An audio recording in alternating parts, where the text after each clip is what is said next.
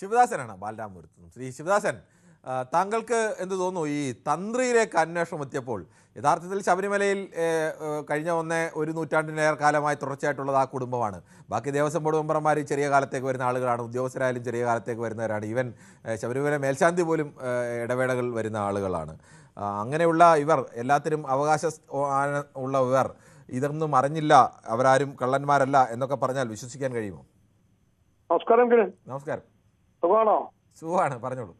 Okay സാറേ, നമ്മള് ഈ തന്ത്രിയെ പിടിച്ചപ്പോ ചിലതൊക്കെ പൊള്ളുന്ന ക്വസ്റ്റ്യൻ വന്നിരിക്കുന്നത്.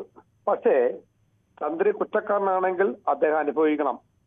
പക്ഷെ മനസ്സിലാക്കേണ്ട കാര്യം കോവില് ശബരിമല ക്ഷേത്രത്തിലെ കുടുംബാംഗങ്ങൾ തന്നെയാണ് ഈ പോറ്റി.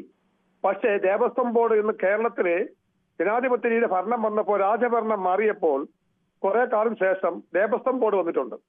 ഈ ദേവസ്വം ബോർഡ് വന്ന കാലകാലങ്ങളിൽ കേരള ക്ഷേത്രങ്ങളിൽ, എല്ലാ ക്ഷേത്രങ്ങളിലും ദേവസ്വം ബോർഡ് അധികാരികൾ, ഭരണാധികാരികൾ ദേവവിശ്വാസം ഉണ്ടായിരുന്നു. അവർ പറയും പോലെ കേട്ടാണ് ചെയ്തിരുന്നത്. പക്ഷേ ബാക്കി അവസ്ഥ 8-9 വർഷക്കാലമായി ശബരിമലയില് എല്ലാ കാര്യങ്ങളും ചെയ്യുന്നത് ദേവസ്വം ബോർഡ് ഉദ്യോഗസ്ഥന്മാരുമാണ്. തന്ത്രി ആയാലും മേൽശാന്തി ആയാലും ആരായിരുന്നാലും അവർ വന്ന കാര്യങ്ങൾക്ക് ഒപ്പിട്ട് കൊടുക്കുമ്പോൾ ജയിലിൽ കിടക്കുന്ന കള്ളന്മാരെല്ലാം ഈ കള്ളം തരം മോഷ്ടിക്കാൻ വേണ്ടിയാണെന്ന് ഇദ്ദേഹം അറിയുന്നില്ല.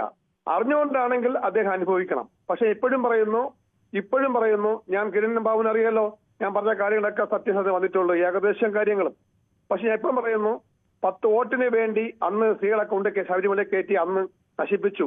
അവസാനം അതിൽ നിന്ന് രക്ഷപ്പെട്ട് വന്നപ്പോൾ വീണ്ടും ഇപ്പോഴത്തെ ഗവൺമെന്റ്, 7 വർഷ ഗവൺമെന്റ്, ദേവവിശ്വാസം ഇല്ലാത്ത ഗവൺമെന്റ് ഇതും കൂടി നശിപ്പിച്ചുകൊണ്ട് ഇതും അവസാനം പോറ്റി കയറ്റിട്ടിട്ട് മറ്റുള്ളവർ ഇറക്കാൻ വേണ്ടിയുള്ള തന്ത്രമാണ് എസ്റ്റേറ്റ് ഉദ്യോഗസ്ഥന്മാരിൽ CPM-ന്റെ SO5 മുതൽ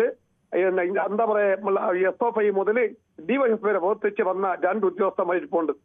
അത് കോടതിക്കും അറിയാം. ഈ 2 ഉദ്യോഗസ്ഥന്മാർക്ക് കോടതിയിൽ ഈ വിവരം കഴിഞ്ഞ ദിവസം ഹൈക്കോടതി പരിഗണിക്കുകയും ഹൈക്കോടതി വളരെ കൃത്യമായി തന്നെ പറയുകയും ചെയ്തതാണ്, ഈ അന്വേഷണ ഉദ്യോഗസ്ഥന്മാരെ മാറ്റണമെന്ന ആവശ്യം അടക്കം തള്ളിക്കളഞ്ഞുകൊണ്ട് അങ്ങനെ ഏതെങ്കിലും അന്വേഷണ ഉദ്യോഗസ്ഥർ ഏതെങ്കിലും സമ്മർദ്ദത്തിന് വഴിപ്പെട്ട് പ്രവർത്തിക്കുന്നവരല്ല, അന്വേഷണം ശരിയായ ദിശയിലാണ് നടക്കുന്നതെന്ന് ഹൈക്കോടതിയാണ് ഈ അന്വേഷണത്തിൻ്റെ ഓരോ ഘട്ടവും പരിശോധിക്കുന്നത്, നമ്മളല്ല. അങ്ങനെ സർക്കാരിൻ്റെ നിയന്ത്രണത്തിലല്ല അന്വേഷണം നടക്കുന്നത്, ഹൈക്കോടതിയുടെ നിയന്ത്രണത്തിലാണ് അന്വേഷണം നടത്തുന്നതെന്നൊക്കെ പറയുന്നതിൽ സർക്കാർ ഉദ്യോഗസ്ഥരാണെങ്കിൽ നിയന്ത്രണം പൂർണ്ണമായും ഹൈക്കോടതിക്കാണ്. അങ്ങനെ ഒരു സ്ഥലത്ത് നമ്മളെങ്ങനെയാണ് പറയുന്നത് അത് അവർ SFIക്കാരായിരുന്നു അല്ലെങ്കിൽ മറ്റാൾക്കാരായിരുന്നു? അങ്ങനെ മുൻകാലങ്ങളിൽ അവരേതെങ്കിലും SFIക്കാരായിക്കൊണ്ട് എനിക്കറിയില്ല, SFIക്കാരായത് അതൊരു തെറ്റാണ്? ഇല്ല സാർ, ഞാൻ പറയുന്ന സാറ് കേൾക്കണം. ഞാൻ സമയം അതങ്ങനെ ഇറക്കി സംസാരിക്കാത്തത്. സാറ് കോടതിക്ക് തെളിവാണ് ആവശ്യം. നല്ല ദശയ്ക്ക് നടന്നുകൊണ്ടിരിക്കുന്ന കോടതിക്ക് ബോധ്യമായി. പക്ഷെ കോടതിക്ക് മറ്റേ കാര്യങ്ങൾ അറിയാൻ പറ്റില്ല. കോടതി തെളിവ് കോടതി അന്വേഷണത്തിന്റെ ഓരോ ഘട്ടങ്ങളും പരിശോധിച്ച് നിങ്ങൾ ഇന്നത് അന്വേഷിച്ചോ, അല്ലെങ്കിൽ ആദ്യ ഘട്ടത്തിലൊക്കെ കോടതി ചോദിച്ചല്ലോ നിങ്ങൾ പ്രധാനപ്പെട്ട ആളുകളെയൊക്കെ എന്താണ് നിങ്ങൾ അവിടേക്ക് അന്വേഷണം എത്താത്തതെന്ന് ചോദിച്ചല്ലോ. അതേ കോടതി തന്നെയല്ലേ പറഞ്ഞത് ഈ അന്വേഷണത്തിൽ ഞങ്ങൾ സംതൃപ്തരാണ്, അന്വേഷണം ശരിയായ രീതിയിലാണ് നടക്കുന്നത്. SITയുടെ അന്വേഷണത്തിൽ കോടതിക്ക് ബോധ്യമുണ്ടെങ്കിൽ, ഈ രാജ്യത്തെ കോടതിയുടെ നിയന്ത്രണം നടക്കുന്ന അന്വേഷണത്തിൽ അവർക്ക് ബോധ്യമുണ്ടെങ്കിൽ പിന്നെ വേറെ ആർക്കാണ് ബോധ്യം വേണ്ടത്?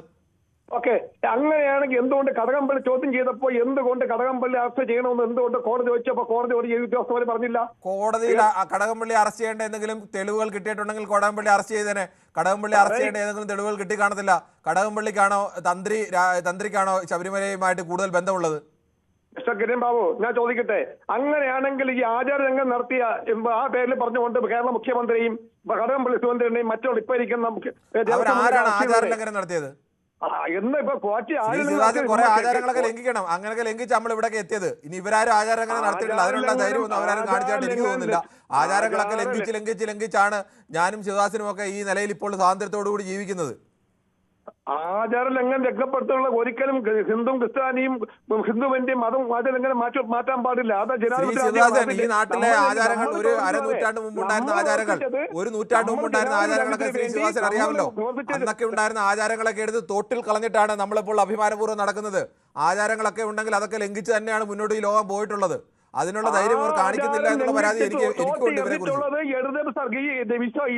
വിശ്വാസമില്ലാത്തവരാണ് സാറേ. മറ്റുള്ള ആൾക്കാർ ഞാൻ കോൺഗ്രസ്സാരനോ MS പറഞ്ഞല്ല.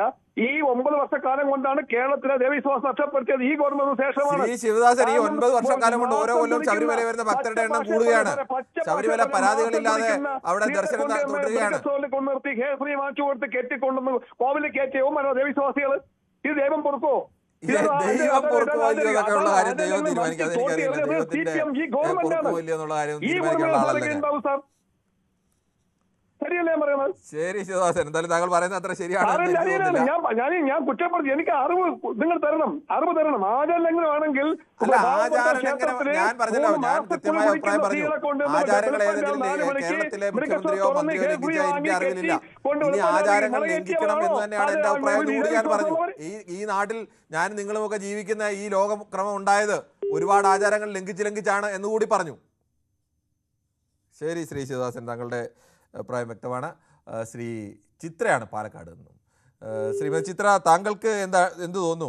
ഈ മന്ത്രിക്കെതിരെ ആരോപണം വരുമ്പോൾ, ഉന്നതരായ രാഷ്ട്രീയ നേതാക്കൾക്കെതിരെയൊക്കെ സംശയമുന്നിൽ അവരെയൊക്കെ നിർത്തിയ ആരോപണങ്ങളൊക്കെ ഉയരുമ്പോൾ ഉണ്ടാവാത്ത ചില പ്രശ്നങ്ങൾ തന്ത്രിയെ ചോദ്യം ചെയ്യുമ്പോഴും അറസ്റ്റ് ചെയ്യുമ്പോഴും ഒക്കെ ചില കോണുകളിൽ നിന്നെങ്കിലും ഉണ്ടാവുന്നു. എന്താവും കാരണം?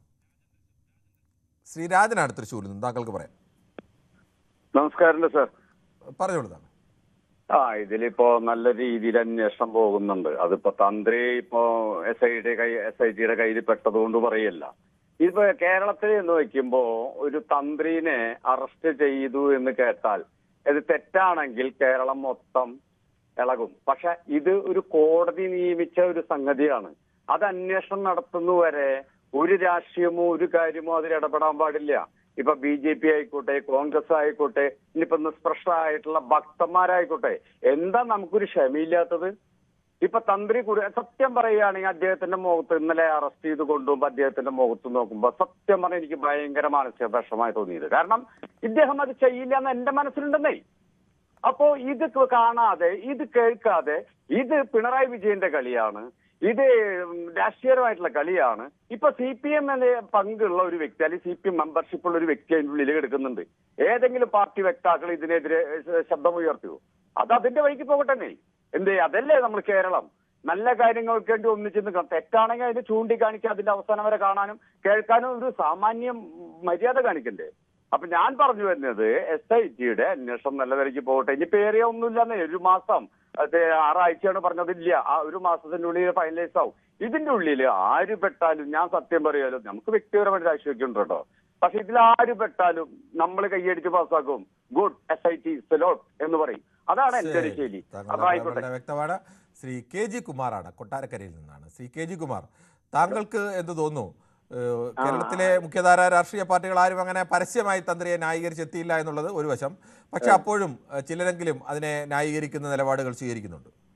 അല്ല, ഈ തന്ത്രിയെ ന്യായീകരിക്കുന്നില്ലയോ എന്നുള്ളതല്ല കാര്യം. എന്ന് പറഞ്ഞു കഴിഞ്ഞാൽ ഈ കടകംപള്ളി സുരേന്ദ്രനാണ് അന്ന് ദിവസം മന്ത്രിയായിട്ടിരുന്നത്.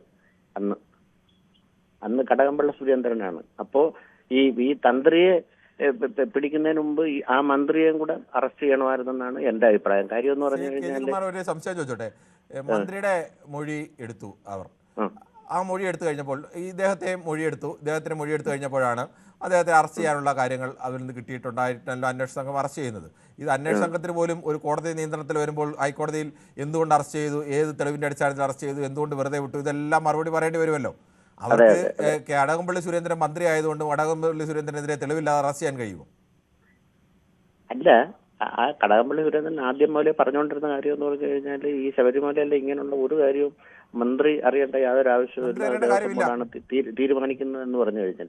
അപ്പോൾ ഞാൻ ചോദിക്കട്ടെ, ഈ ശബരിമല പോലെ ഇത്രയും സുപ്രധാനമായ ഒരു ക്ഷേത്രത്തില് ഇങ്ങനെയുള്ള ഒരു കാര്യം ഈ ഉദ്യോഗസ്ഥ തലത്തിൽ അറിയുകയും അത് മന്ത്രിയെ അറിയിക്കുകയും ചെയ്യേണ്ടിയിരിക്കുമല്ലോ. അല്ലാതെ അവരുടെ ഇഷ്ടത്തിന്